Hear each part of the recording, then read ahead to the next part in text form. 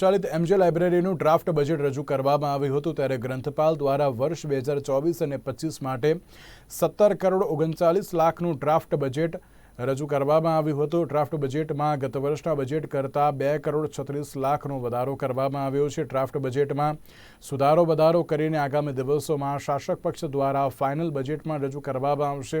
ત્યારે બજેટની જોગવાઈની વાત કરવામાં આવે તો શહેરને નવા 6 વાંચનાલયો મળશે। ડિજિટલ કન્ટેન્ટમાં પણ વધારો કરવામાં આવશે।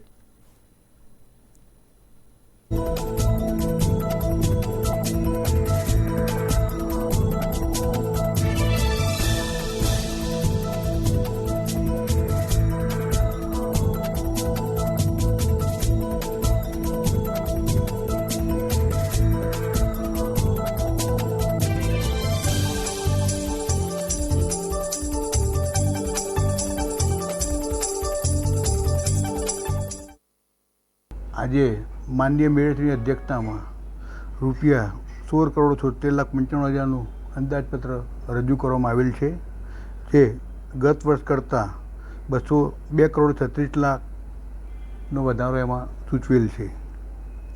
આ વખતના બજેટની હું ખાસ વિશેષતા કહું તો અમે સ્માર્ટ લાઇબ્રેરી તેમજ ડિજિટલ લાઇબ્રેરી પર ભાર મૂકેલ છે અને વાચકોને મોટાભાગની સેવાઓ ઓનલાઈન મળી રહે તો અમારા પ્રયત્નો ચાલુ છે।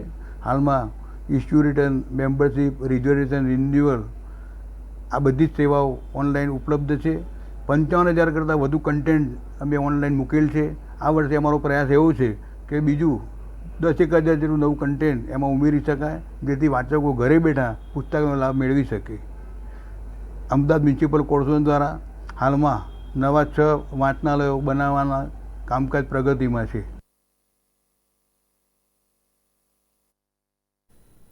તો અત્યાર સુધીના સમાચાર, વધુ સમાચાર માટે આપ જોતા રહો નિર્માણ ન્યૂઝ। નમસ્કાર।